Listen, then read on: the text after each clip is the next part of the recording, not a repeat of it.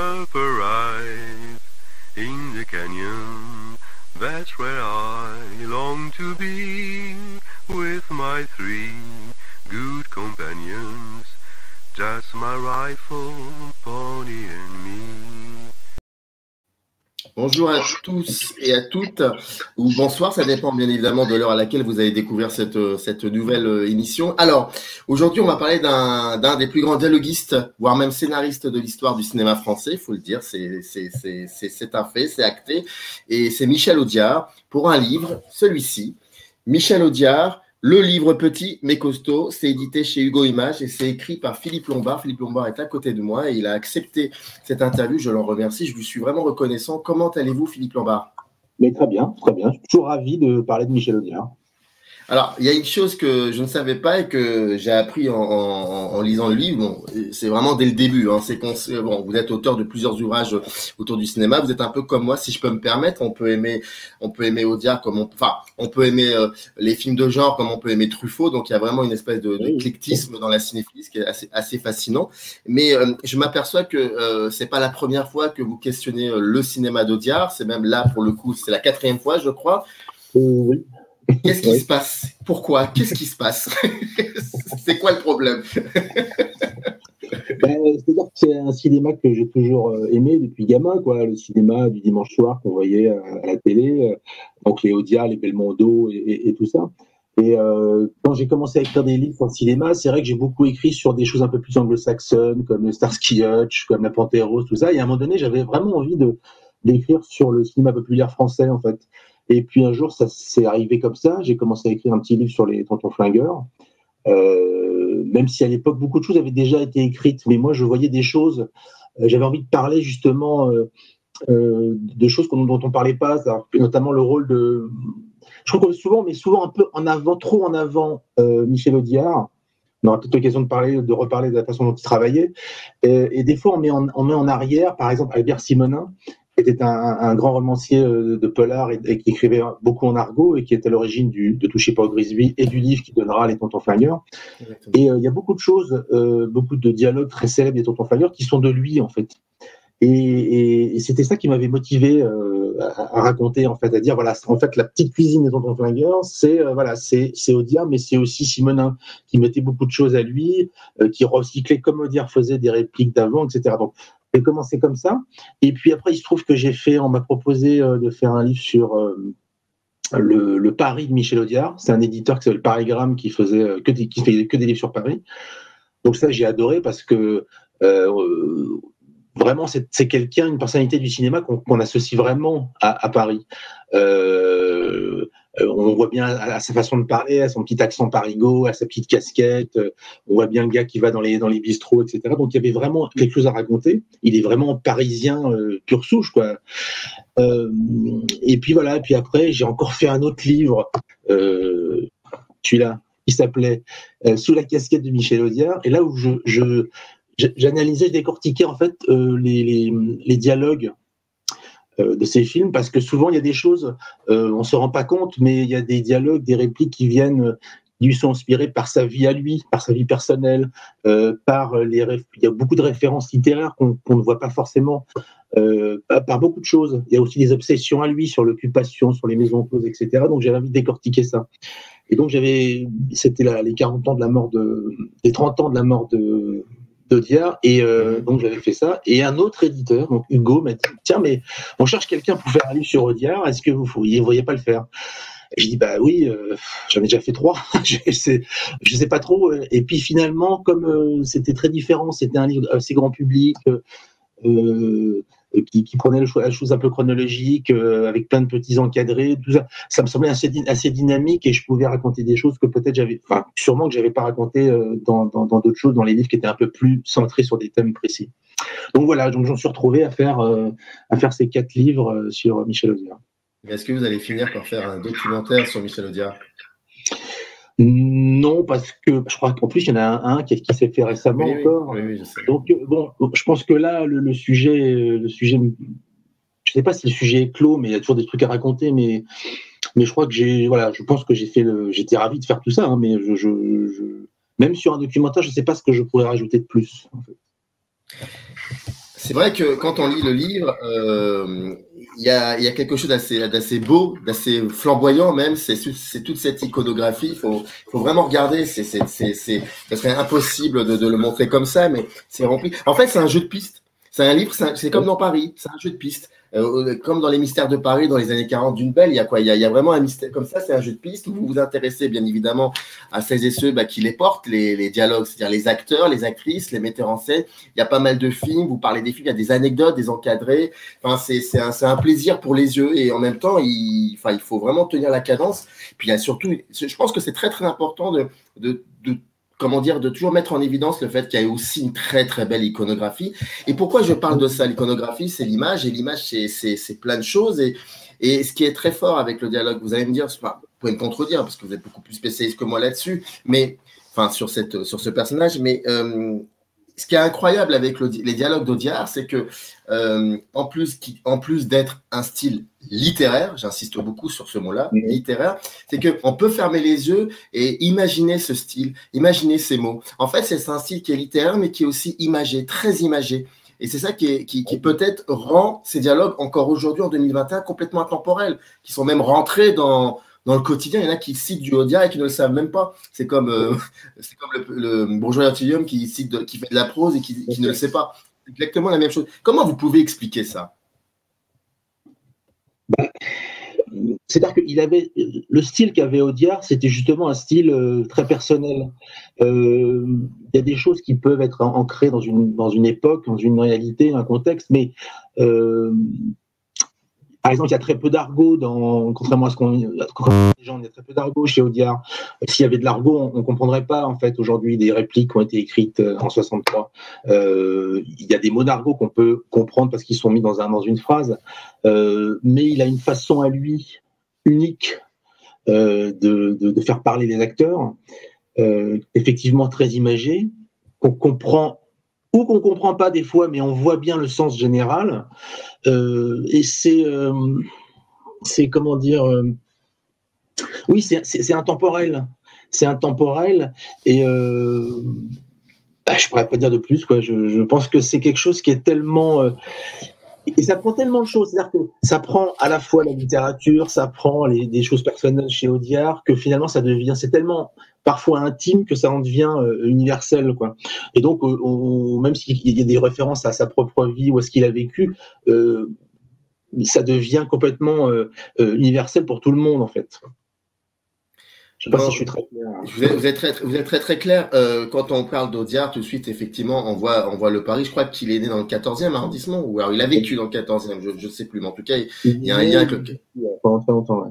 D'accord. Et d'où est-ce qu'il vient, Michel Audiard? Alors, je vous demande pas de me raconter sa naissance, ce qu'il a fait dans son enfance, tout ça. Quand je vous demande d'où est-ce qu'il vient, c'est surtout, c'est un écrivain.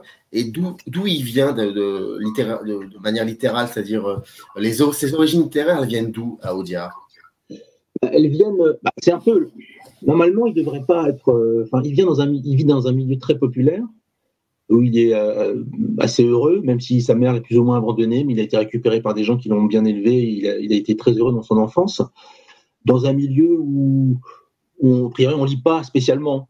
Et puis un jour, en faisant dans une école, pour éviter un peu le STO, pendant l'occupation, il fait une école d'optique, et il raconte que dans les toilettes, il y a, en guise de papier toilette, il y a des pages de la recherche du temps perdu de Proust. Et il découvre comme ça Proust, soi-disant. Bon, ça, c'est peut-être une légende, mais enfin, c'est ce qu'il dit. Et tout d'un coup, il comprend pas forcément bien ce qu'il lit, mais il découvre une façon d'écrire unique, et il est captivé par ça. Et donc, il va se mettre à lire, et il va tout lire. Il va lire Proust, Stendhal, Gaston Leroux, Fantomas, tout. Enfin, il va vraiment dans un milieu, encore une fois, où on lit pas vraiment, où il n'y a pas vraiment d'échange avec les gens de sa famille ou ses amis par rapport à ça, mais il est vraiment happé par la littérature. Et à un moment donné, il va découvrir Louis-Ferdinand Céline. Et là, ça va être un choc parce que là, il se dit que cette façon d'écrire, ce style très à la fois familier, en même temps très coup de poing, etc. Il se dit, moi, peut-être que je peux faire ça aussi. peut-être que je peux. Avant, je pouvais pas, je pensais pas du tout accéder à l'écriture, à la littérature, parce que c'était quelque chose, c'était une sorte de cathédrale comme ça, on pouvait pas. Mais que avec le style de Céline, peut-être que lui, il s'est dit tiens, peut-être que moi, peut-être je peux aussi faire ça. Et donc, c'est venu finalement dans les années 40, il a commencé à écrire. Audiard a écrit combien de livres? De livres, je sais pas, 8, 7, 8, non. Il a écrit quelques polars qui étaient adaptés des premiers films qu'il écrivait pour Une Belle. Il a surtout, en fait, ses livres les plus intéressants sont ceux qu'il a écrits dans les années 70. J'ai un trou. La nuit, les jours, les nuits et ah zut. Oh, c'est pas grave. Mais en tout cas, c'est celui dont il parle un peu dont il parle de la mort de son fils. Voilà ça. Où là, tout d'un coup, on voit quelque chose un aspect un peu noir chez Audiard. Donc là, il y a une vraie littérature qu'il n'y avait pas vraiment avant, quoi. Donc il en a écrit 3 après. Bah, je vous pose cette question parce que je voudrais savoir. J'imagine qu'il était fier de ce qu'il faisait, de ses dialogues, mais je vous pose quand même la question, il était beaucoup plus fier de son travail de romancier, en l'occurrence dans ce livre-là, où il prenait en considération le travail qu'il fournissait dans le cinéma français en tant que dialoguiste. Il n'était pas fier du tout de ce qu'il faisait dans le cinéma. Il aimait certains films qu'il faisait, mais il considérait quand même que le cinéma n'était pas du tout un art et que c'était quand même de la sous-littérature. Et que le vrai, un auteur, on est un vrai auteur quand on est romancier. Donc, et puis il avait l'impression parfois, ce qui est pas faux, de faire un peu toujours le même film. C'est-à-dire qu'on lui proposait quand même de faire un peu le même genre à chaque fois, quoi. Quand il y a eu Tonton Flagger, il a fait Les Barbouzes, puis après Ne nous fâchons pas, et ainsi de suite. Il disait, mais pendant une époque, pendant 15 ans, j'ai fait le même film, personne ne s'en est rendu compte. C'est une boutade, mais en fait, il était, pour lui, on ne pouvait pas admirer un auteur de cinéma, on pouvait admirer un romancier, un grand auteur, mais pas. Donc en fait, quand il s'est mis à écrire, il avait une vraie volonté, une ambition, quoi. Une ambition, et puis. Bon, je pense, il s'autoproclamait pas grand auteur, mais il pensait que parfois il avait touché du doigt un peu ce qu'il espérait en fait. Mais et la satisfaction que lui donnait la littérature, il la trouvait pas du tout dans le cinéma, parce que dans le cinéma, en fait, on parle de films d'auteurs au pluriel en fait, parce qu'il y a tout le monde intervient. Il y a plusieurs scénaristes, il y a le dialoguiste, il y a le réalisateur, il y a le producteur, il y a ceci, il y a cela, il y a même l'acteur qui va donner son. Alors que quand on est romancier, on est tout seul. Et ça lui plaisait beaucoup, quoi. Oui, mais quand on parle d'Audiard, on dit souvent un film d'Audiard. Et quand on dit un film d'Audiard, oui, souvent, c'est pas un film réalisé par Michel Audiard. Tant est qu'il a réalisé des films entre 68 et 74. D'ailleurs, je ne sais plus qui disait que ce qui était réussi dans les films d'Audiard, c'était les titres. Et pas forcément je pense que c'est peut-être lui-même qui l'avait dit, je ne sais pas. Mais en tout cas, vous le savez mieux que moi. Mais en tout cas, là où je veux en venir, c'est qu'on dit les films d'Audiard, donc on les considère. Il y a beaucoup de films qui sont réalisés par des cinéastes importants, comme Verneuil ou comme Lautner, et très souvent on dit, moi je me souviens qu'on me dit un Saint-Jean d'hiver, ça c'est du Audiard, c'est les films d'Audiard. Donc il y a quand même cette idée du grand public de l'associer, de le considérer comme l'auteur du film. Comment on peut expliquer cela? Parce qu'en fait, on voit pas, quand on est dans le public, on voit pas, on comprend pas, on n'analyse pas forcément la mise en scène. Donc, sauf si elle est éclatante, elle est faite pour être remarquée, mais c'est vrai que dans un Singe en hiver, par exemple, il y a une très belle mise en scène de Verneuil, mais ce qu'on va remarquer, c'est l'ambiance, c'est les dialogues qui viennent aussi du livre de Blondin, mais aussi beaucoup d'Audiard. Donc c'est ça qu'on va retenir, comme on dirait un film de Belmondo, un film de Gabin, quoi. Et c'est vrai que des réalisateurs comme Gilles Grangier, on va pas forcément les citer. On va plus dire tiens, c'est un film de Gabin dialogué par Audiard, ou directement un film d'Audiard. C'est-à-dire que qu'on remarque, évidemment, c'est ce qu'on entend. C'est ce qu'on voit, bien sûr, quand on voit les acteurs, et c'est ce qu'on entend. Et les dialogues avaient une telle importance. Paradoxalement, Audiard adorait Georges Lautner. Il l'avait choisi pour faire les Tontons Flingueurs parce qu'il avait remarqué que dans les films d'avant, notamment la série des Monocles avec Paul Meurice, il mettait en avant les dialogues, c'est-à-dire il faisait des gros plans sur les acteurs, ce qui se faisait pas tellement à l'époque, et il les laissait parler. Et Audiard, qui était souvent frustré en fait que ces dialogues des fois soient mal mis en avant ou perdent un peu de leur impact au montage. Là, il se dit avec Lautner, il va mettre en avant mes dialogues. Donc finalement, on va peut-être moins retenir le nom de Georges Lautner que celui d'Audiard, mais en réalité, ils sont ensemble, quoi. Ils sont indissociables, en fait. Le bouquin que vous avez écrit qui a été édité pour Hugo Images, je le montre de nouveau, c'est Michel Audiard, le livre Petit mais costaud, film culte, réplique qui tue, anecdote, etc. Est-ce que l'architecture du livre, c'est l'architecture de la série en question, ou alors c'est tout simplement, c'est vous qui avez défini cette structure, à savoir, alors je vais quand même citer les chapitres. Il y a l'introduction donc de 1920 à 1947, vous l'appelez Un drôle de Parisien. De 49 à 55, c'est les premiers films, avec Une Belle, c'est Louis de Funès, c'est Gilles Granger. Et puis ensuite, de 55 à 63, c'est Jean Gabin en Majesté. Et donc, ça, c'est très intéressant que vous ayez consacré tout un chapitre au film qu'il a fait avec Jean Gabin. 63 à 68, c'est les années cultes, avec les Tontons Flingueurs, etc. Il y a la méthode Audiard, ça, on va en parler. Ensuite, c'est Derrière la caméra, ça aussi, on va en parler. C'est assez incroyable, ces films-là. Et puis après, il y a autre chose. C'est une autre période, il y a la mort de son fils, donc quelque chose se passe. C'est vraiment très, très différent. Donc, cette structure-là, elle vient de vous ou elle vient de cette série de la maison d'édition?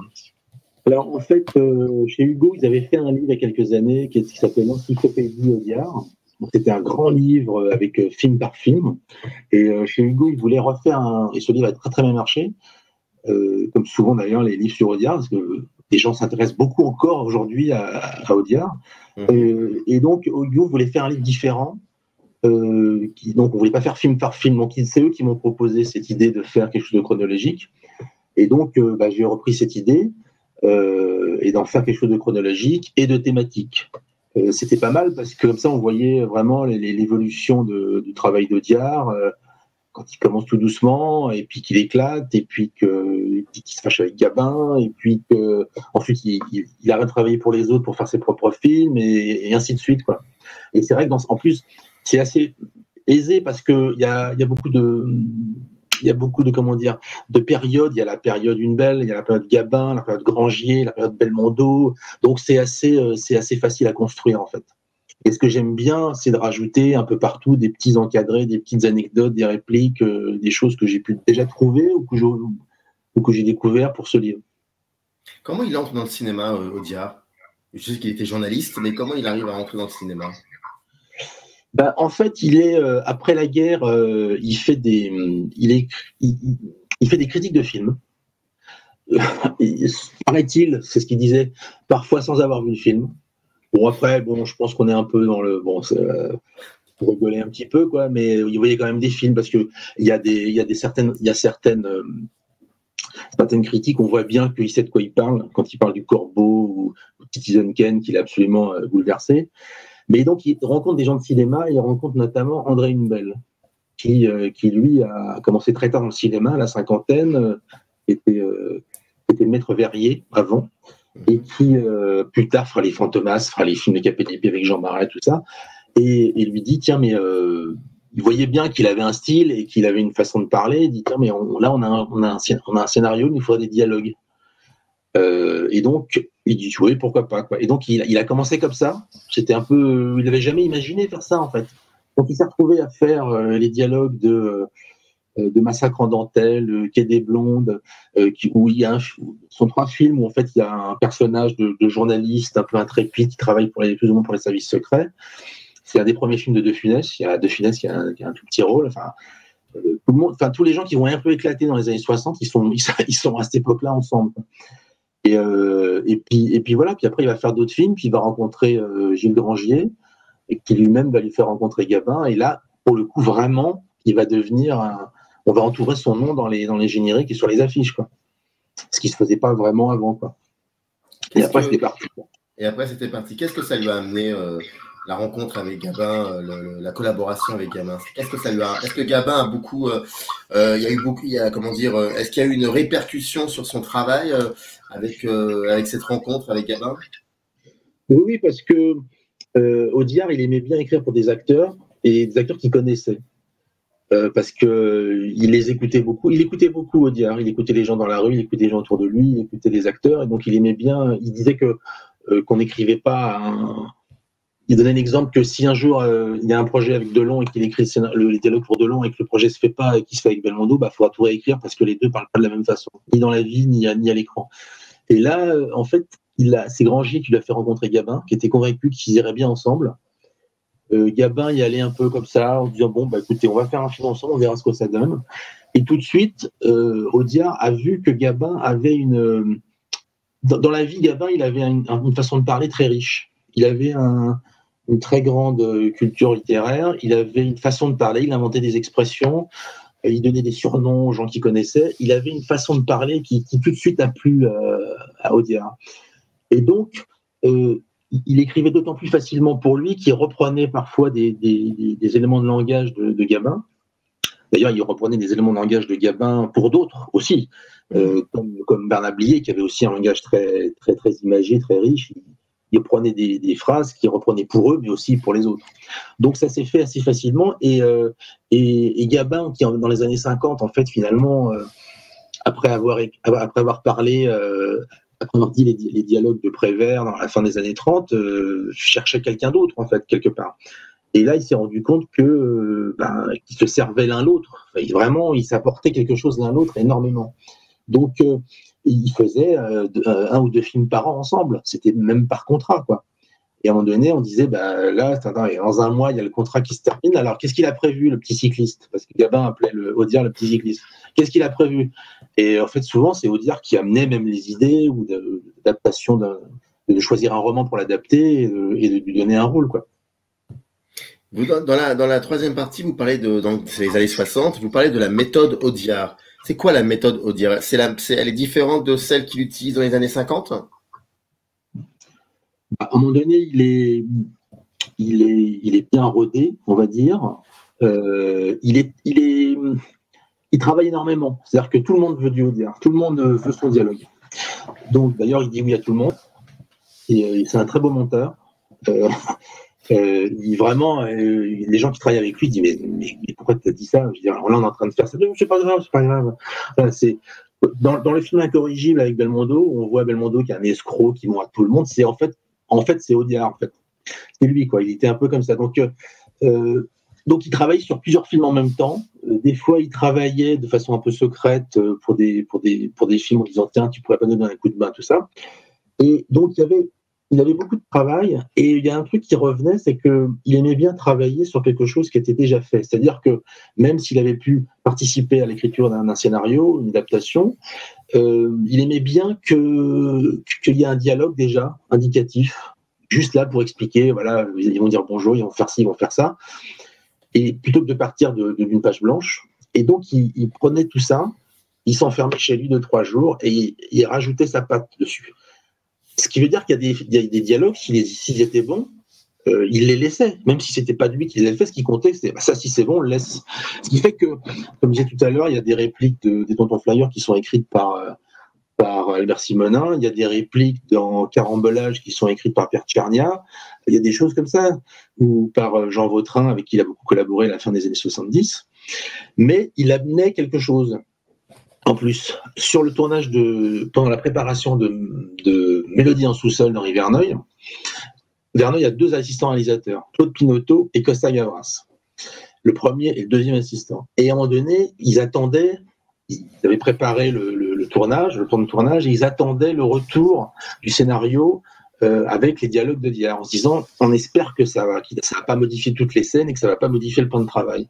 Et en fait, ils comparaient les 2 versions. Et en fait, c'était à peu près pareil, sauf qu'il y avait 25 répliques en plus, différentes. Et Pinoteau disait qu'il était payé 25 millions en anciens francs. Et il disait au producteur, c'est quand même, c'est cher, quoi. Et le producteur, il dit, mais ça les vaut. Parce que c'est 25 les quadrilles, en fait. Donc c'est ça que les gens vont retenir, en plus de la scène du hold-up et tout ça. Mais donc il avait cette façon d'écrire, il a rajouté sa patte un peu, je dirais, au dernier moment, quoi. Alors, les années 60, il y a quelque chose aussi qui se passe, et ça, je pense qu'il fallait en parler, parce que c'est très important aussi, c'est la critique de cinéma. Alors, le public, on sait que le public adhérait complètement, c'est des succès incroyables, les films dans lesquels Audiard a travaillé, mais la critique, il y a eu des détracteurs. Alors, petit 1, qu'est-ce que ces détracteurs lui reprochaient? Parce qu'il le nommait, il nommait Michel Audiard. Les critiques. Enfin, il n'y avait pas de problème là-dessus. Et donc, qu'est-ce qu'il lui reprochait à Michel Audiard, petit 1 et petit 2 pour rigoler, qu'est-ce que leur répondait Michel Audiard à ses détracteurs? Avec une autre chose, c'est qu'à un moment dans le texte, vous parlez de cette rencontre entre Alain Robbe-Grillet et Michel Audiard, et c'est assez sympa. Ça passe, c'est très sympa, ça aussi, d'ailleurs. Donc, en fait, on est dans les années 60, on est donc dans la nouvelle vague, tout ça. Et beaucoup de gens à la nouvelle vague, avant de faire des films, étaient critiques. Donc, les Truffaut, les Godard, les Chabrol, les Rivette et tout ça. Ce qu'ils reprochaient au cinéma de papa, au cinéma traditionnel français, c'était d'être éloigné de la réalité, en fait. Donc, d'être tourné toujours en décor, de reprocher à ce cinéma d'être un peu du théâtre filmé, avec des mots d'auteur. Donc évidemment, Audiard, il regroupait un peu tout ça. En plus, avec des stars, parce qu'ils aimaient pas trop ça, les stars, en fait, les gens de la nouvelle vague, tout ça. Donc en fait, il était persona non grata, quoi. Truffaut disait que les dialogues d'Audiard étaient les plus vulgaires qui existent et que vraiment il s'en prenait à lui. Bon, Truffaut c'était un polémiste, il y allait carrément et tout ça, mais il trouvait que voilà, ça correspondait pas à la réalité. Et c'est vrai, quand on voit des films comme Les 400 coups, comme les premiers films de Chabrol, c'est une autre façon de faire des films. C'est évident. C'est pas du tout. Mais je pense que les deux peuvent cohabiter. Moi, j'adore Les 400 coups et j'adore Les Tontons Flingueurs. On peut aimer les deux trucs, mais à l'époque, c'était vraiment détesté par ces gens-là. Et Audiard, il aimait bien en fait ça. Il aimait bien rendre les coups. Ça l'amusait en fait. Il n'était pas spécialement blessé parce qu'il voyait aussi que les films marchaient pas tant que ça, les films de la nouvelle vague. Il y a eu 2-3 succès, mais c'était tout. Donc ça l'amusait, quoi. Donc il répondait dans la presse ou à la télé. Et puis il y a un article célèbre où il finit en disant que tous ces films, finalement, beaucoup de producteurs se sont lancés dans les films de la nouvelle vague mais qu'au final, ils sont insortables parce qu'ils sont faits par des mauvais et qu'ils sont mal montés, etc. Et il finit en disant on se rend compte que la nouvelle vague, finalement, elle était beaucoup plus vague que nouvelle. Voilà. Et donc, en fait, il était... voilà, il y avait des gens qui le détestaient. Il y avait Truffaut. Après, il y a eu Henri Chapier. Qui vraiment, ils s'envoyaient... Là, pour le coup, là, ils se répondaient l'un et l'autre. Notamment sur... Faut pas prendre les enfants du bon Dieu pour des canards sauvages, qui était sa première réalisation, qui était assez appréciée quand même de la critique en général, parce qu'il y avait un ton assez spécial. Mais Chapier, lui, détestait ça. Et il citait il s'adressait à Audiard en disant... oui, dans votre film, il ne faut pas prendre les enfants du bon Dieu pour des canards sauvages. Et Audiard avait répondu en disant qu'en fait, c'était pas il ne faut pas, c'était faut pas prendre. Et il disait on n'est pas du même monde. Vous avez une façon de parler qui n'est pas la mienne, donc en gros, je vous méprise. Voilà. Mais ça l'amusait, en fait, ça le touchait pas plus que ça, je pense. Mais il paraîtrait, Belmondo avait dit une fois, alors c'est peut-être quelque chose qui n'existe pas et que j'ai entendu, que j'avais envie d'entendre, qu'il y avait un projet à un moment, à la fin des années 60, entre Godard et Audiard. Et c'est vrai? Ah oui, en fait, incroyable. C'est incroyable. Oui, c'est assez fou, en fait, c'est assez fou. C'est une adaptation du Voyage au bout de la nuit de Céline, dont rêvait absolument Audiard. Il en rêvait absolument parce qu'il adorait Céline et il a voulu le faire. Et il a rencontré plusieurs réalisateurs et il a rencontré Godard. Là, on a envie d'être une petite souris, de se dire, mais d'avoir été là, quoi, puisque Audiard et Godard. Et en fait, Godard connaissait très bien Céline. Donc, c'est ça qui a plu à et à Audiard, donc il s'est dit là, on va le faire. Et c'est Belmondo qui devait jouer le rôle principal. C'est lui qui a. Parce que ce qui est marrant, c'est que Belmondo, il est révélé par la Nouvelle Vague, et très vite, il est récupéré par Audiard et Verneuil et tout ça, quoi. Il faisait les deux, en fait. Ça plaisait pas trop aux gens de la Nouvelle Vague, en fait. Ils trouvaient que c'était un peu un traître, enfin voilà, quoi. Mais très vite, Audiard, il a compris qu'il pouvait faire avec Belmondo, quoi. Et donc, ils ont failli faire donc ce film avec d'ailleurs le beau-frère d'Audiard, qui était producteur. Et puis finalement, ça coûtait trop cher, ça a été trop dur. Il y avait des problèmes de production qui étaient un peu insurmontables, et ça s'est pas fait. Mais Audiard a voulu par la suite souvent relancer l'idée. Il se dit tiens, mais là on peut le faire avec Fellini ou avec Sergio Leone, enfin avec des gens qui adoraient Céline, et voilà. Et puis dans les années 70, Audiard disait que non mais c'est bien qu'on l'ait pas fait parce qu'on l'aurait forcément raté, quoi. C'était tellement gigantesque comme œuvre à la base qu'on allait être ridicule, tout ça. Donc, mais c'est quand même un regret pour lui. Mais il y avait aussi, je crois aussi avoir entendu quelque part, mais après ça c'est pas des faits, là on n'est plus dans le journalisme, c'est vraiment des supputations, comme quoi Truffaut avait cette habitude aussi beaucoup plus tard, quand il est devenu cinéaste, mais vraiment beaucoup plus tard, parfois d'envoyer des lettres ou quelques lettres de temps en temps, où on publie, de s'excuser de certaines choses, de certaines... Et je crois il y avait eu une discussion entre lui et Audiard, je sais pas où j'avais lu ça quelque part. Bref, Je sais qu'Audiard dit à un moment donné, dans la fin des années 60, dans une émission de radio, il dit qu'il est très pote avec Truffaut, que en fait, il dit mais le problème d'un métier où il y a 80% de connards, c'est qu'on est obligé de s'entendre avec les gens intelligents. Donc, il dit avec Truffaut, ce qu'on avait en commun, c'est qu'on a eu les mêmes problèmes avec des producteurs qui comprenaient rien, qui voulaient couper, etc. Donc, ça les rapprochait. Donc, en fait, il disait, on forme une mafia des gens intelligents. Voilà. Et donc, je pense qu'ils se sont appréciés. Il y a un truc très intéressant dans les archives de Truffaut à la Cinémathèque. Parce que Truffaut écrivait des lettres, mais il recevait aussi beaucoup, il gardait absolument tout. Il y a une lettre d'Audiard qui lui a adressée, je sais pas, genre en 80 ou 81, où il dit voilà, j'ai découvert votre film Tiré sur le pianiste, qui date de 20 ans avant. Il dit, pour des mauvaises raisons à l'époque, je suis pas allé le voir, et ben, je viens de le voir à la télé, ben, en gros, ben, c'est super. Voilà. Et c'est Audiard qui dit, non, mais voilà, on s'est écharpé tout ça, mais en fait, voilà, moi, je reconnais que vous avez un grand talent, quoi. Et puis les deux, ils avaient une passion indéfectible, voire viscérale pour la littérature aussi. Ah oui. Ils bouffaient des livres, ils bouffaient des livres tous les deux. Il y a la réalisation qui arrive en 68. Je n'ai jamais, je connais pas l'histoire qui a fait qu'à un moment il a décidé de se mettre derrière la caméra et de faire ses films.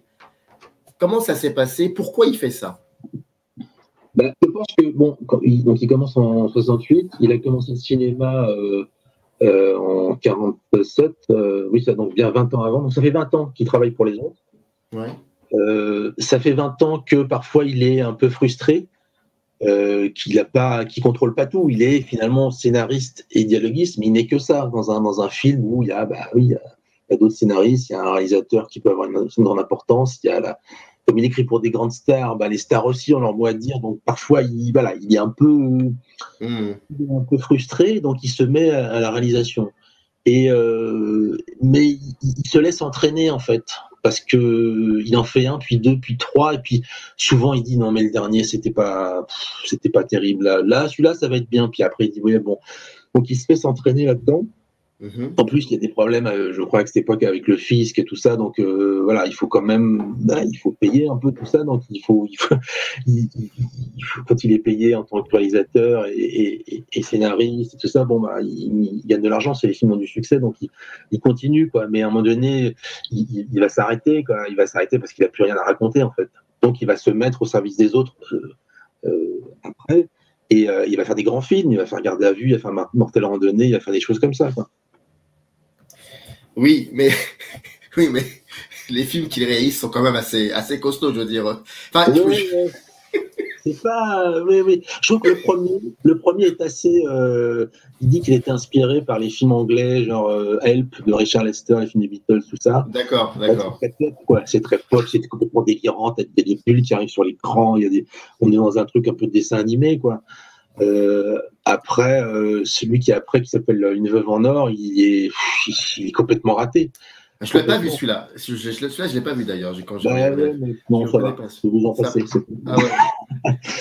Par contre, au milieu de tous ces films-là, il fait Le drapeau noir flotte sur la marmite avec Jean Gabin, qui est là tout à fait différent, qui est d'après un roman de René Palais, qui est un grand ami d'Audiard. C'est lui qui a écrit La soupe aux choux. C'est ça. Et Gabin joue le rôle d'un ancien loup de mer, soi-disant, mais qui est en fait un affabulateur, qui invente des histoires et tout ça, et qui va entraîner plusieurs dans le quartier à fabriquer un bateau. Enfin, c'est très poétique, c'est très beau, ça n'a pas forcément très bien marché, mais là, tout d'un coup, il y a une partie d'Audiard, qui est peut-être le vrai Audiard quelque part, un peu histoire un peu poétique, un peu plus littéraire que cinématographique, comme pouvait l'être les Canards sauvages, par exemple. Il y a une question, il y a quelque chose auquel je pensais que j'ai jamais. La Cinémathèque française il a déjà rendu hommage à Audiard? Non, l'Institut Lumière de Lyon lui a rendu hommage l'année dernière. Ça ne m'étonne pas, l'Institut Lumière, mais là, c'est pour ça que c'est pas un reproche, attention. C'est pour ça que je posais la question par rapport à la Cinémathèque. Parce qu'en fait, la question que je voulais vous poser, c'est qu'est-ce que vous pensez qu'un jour, quelqu'un va se poser sur les films qu'il a réalisés et les reconsidérer, les recontextualiser, en faire un essai même? Est-ce que vous pensez que c'est quelque chose qui pourrait arriver? Ça va effleurer l'esprit aussi, souvent. Ah ouais, ça pourrait être sympa, ça pourrait être sympa. Mais après, bon, ça serait intéressant à traiter, mais c'est vrai que c'est pas les films les plus intéressants de la carrière d'Audiard, quoi. C'est ça c'est toujours agréable de voir tous les acteurs, il y a tous ses potes en fait. Il y a Blier, il y a Serrault, il y a Prévost, il y a Sim. Enfin voilà, on s'amuse quoi. Il y a Annie Girardot évidemment. On s'amuse, on est content de les voir, mais c'est pas forcément. Un de ses derniers films, c'est Bon baiser à lundi. Ça tire un peu sur la corde. C'est très long, ça manque de rythme. Mais il se rendait compte en fait. Il se rendait compte. Et son tout dernier film, c'est Vive la France, c'est un faux documentaire où il prend des images d'archives et il donne son avis sur l'histoire de France. Ah, c'est pas dans ce film où il porte en dérision le général de Gaulle quand il.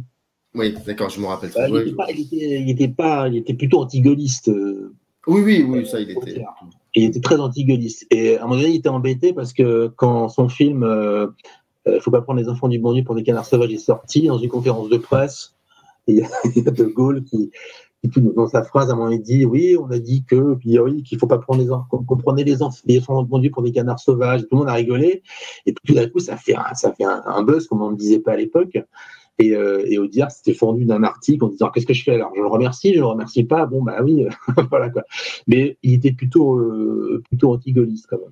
C'est comme si le général de Gaulle avait une page Facebook et qu'il partage une vidéo de Michel Audiard et il a des millions de vues. C'est un peu ce truc qui est assez fascinant. Les années 70, il y a la mort de son fils. Pardon de dire ça comme ça de manière assez brutale, mais c'est assez important. C'est malheureusement important parce qu'il y a quelque chose qui se passe, je pense, et dans l'écriture et même aussi dans son rapport à la vie. Et ça se déteint très lourdement, très largement, pardon, dans les films dans lesquels il va travailler. Oui, son fils, il doit avoir 27 ans, quelque chose comme ça. Il meurt dans un accident de voiture, pas très loin de Dourdan où il habite. Et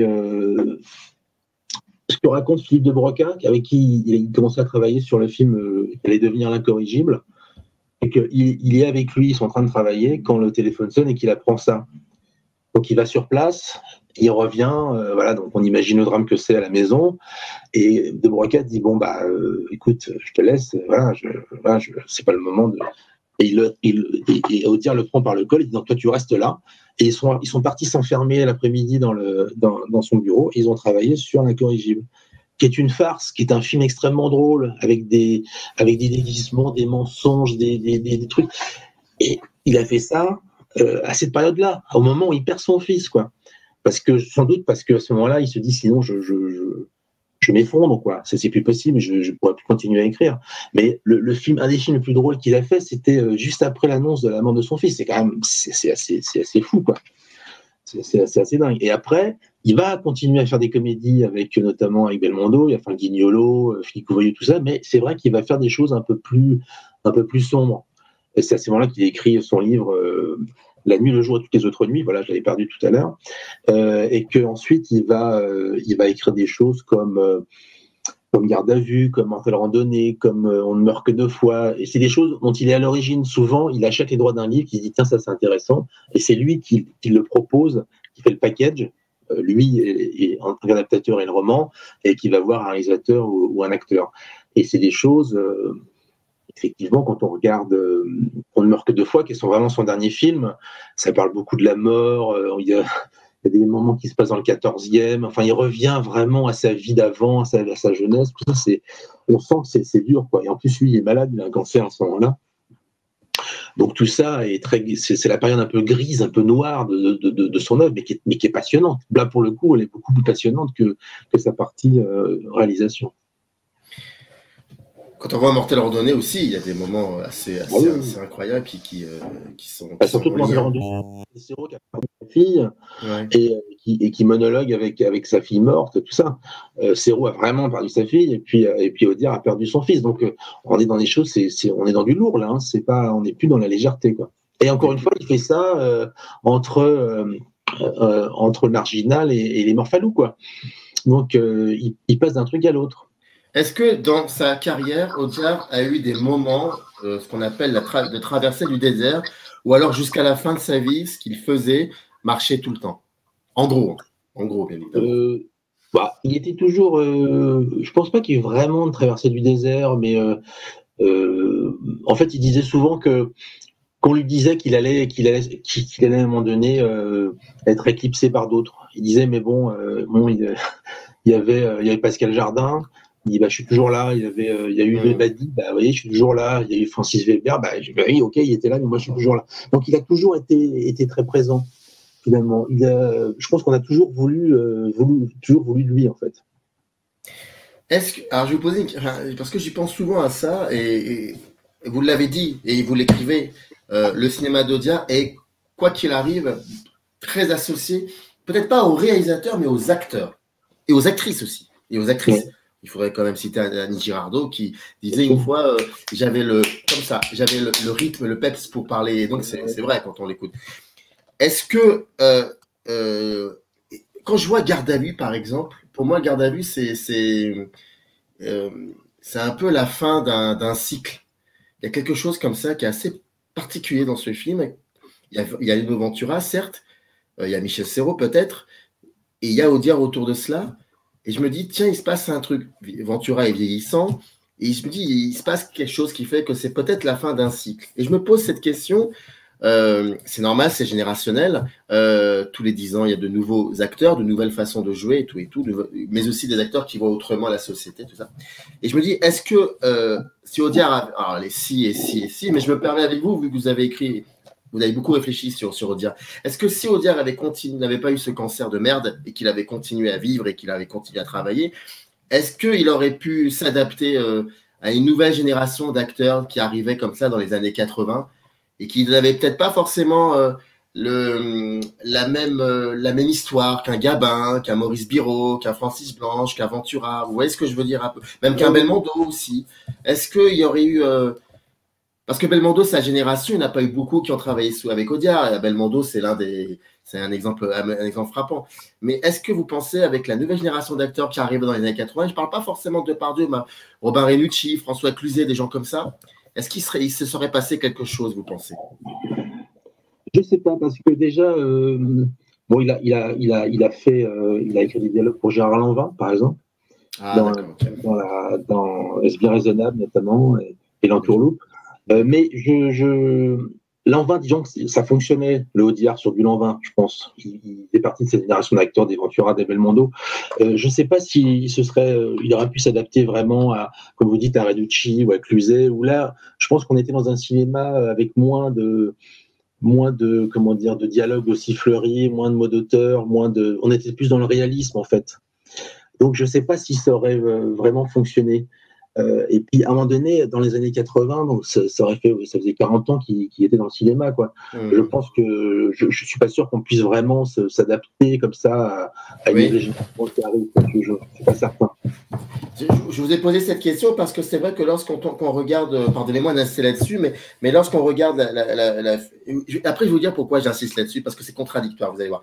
Mais quand on regarde, c'est vrai, ces derniers films, on lit Lautner, Boisset, Deray, Miller c'est un cas à part, mais encore Verneuil, donc c'est des cinéastes qui sont ancrés. Boisset c'est les années 70, mais Deray, tout ça c'est vraiment un peu les années 60, alors Verneuil c'est même les années 50. Et donc c'est pour ça que je vous posez cette question. Mais pourquoi c'est contradictoire? Parce qu'aujourd'hui, on entend très souvent qu'il y a une crise dans le scénario, chez les scénaristes français, chose qu'on dit depuis plus de 50 ans, qu'il y a une crise dans le scénario français. Il y a toujours eu une crise dans le scénario français. Et très souvent, j'entends ici et là autour de moi, surtout dans le milieu du YouTube, ce qu'ils appellent ça le YouTube game, c'est le milieu du YouTube. Comme là, je vous apprends quelque chose si vous ne saviez pas. Et il y a une chaîne de cinéma, et quand ils parlent de scénario, souvent on dit oui, mais dans le cinéma français, ils ne savent plus raconter des histoires. C'est plus comme avant, à Audiard, avec Ventura, avec Gabin. Et c'est des gens qui parfois ont 20, 23 ans, 25 ans. Et c'est pour ça que je vous pose la question. Autant que vous êtes comment? Vous aimez autant la manière qu'a Truffaut de raconter une histoire comme la manière qu'a Audiard de raconter une histoire. Donc, il y a certains films d'Audiard, moi, je trouve qu'Un singe en hiver est un film que j'aime énormément, pour plein de raisons. Mais voilà, il y a des choses comme ça et c'est très troublant, en fait. Cette résonance comme ça avec le présent. Mais en fait, je pense que le cinéma d'aujourd'hui n'a plus rien à voir. En fait, il y avait, quand on se dit que c'était mieux avant, on suis un peu persuadé, mais que voilà, il y avait tous ces acteurs, ces Ventura, ces Belmondo, ces De Funès, tout ça. Il y a plus ces acteurs-là aussi. Mais après, c'est une question de génération, de gens qui ils étaient ce qu'ils étaient à l'écran parce que par rapport à ce qu'ils avaient vécu, par rapport aux années de guerre ou de misère, etc. Donc aujourd'hui, c'est un peu plus difficile d'avoir des gens qui ont une vie incroyable et ça se ressent dans leur visage, dans leur façon de jouer. Et je pense que c'est ça en fait qui manque, qu'on retrouvera pas. Et donc je pense pas qu'il faille se dire qu'il faudrait un nouvel Audiard ou un nouveau Belmondo, je ne sais pas. Je pense qu'il faut. Il y a un autre cinéma aujourd'hui qui n'a plus rien à voir, donc il faut en faire son deuil. Enfin, je dirais, voilà. Et il faut passer à autre chose. Même si je préfère le cinéma d'avant, c'est sûr. Michel Audiard, le livre petit mais costaud, Audiard qui filme sa clope, film culte, réplique qui tue, anecdote, c'est édité chez Hugo Images. Merci beaucoup Philippe Lombard d'avoir accepté cette interview et d'avoir raconté de nouveau. Je sais que vous l'avez souvent raconté, mais c'est toujours un plaisir, j'imagine, de le faire et de vous écouter aussi. Merci beaucoup. En tout cas, je rappelle pour celles et ceux qui découvrent cette vidéo, il y a un lien dans la page, dans le descriptif de cette vidéo qui renvoie directement à la page du bouquin. C'est-à-dire que vous pouvez donc vous le procurer en cliquant dessus. Voilà, c'est le minimum que je puisse faire en tout cas. Merci beaucoup Philippe Lombard et à très vite donc pour parler du 5e livre sur Michel Audiard dans quelques mois, j'imagine. Ça arrivera un jour, sûrement. Sûr et certain. Et ça sera la meilleure blague de l'année, je vous le dis. Merci beaucoup. Bonne journée à vous, Philippe Lombard. Allez, au revoir. In the canyon, that's where I long to be, with my 3 good companions, just my rifle, pony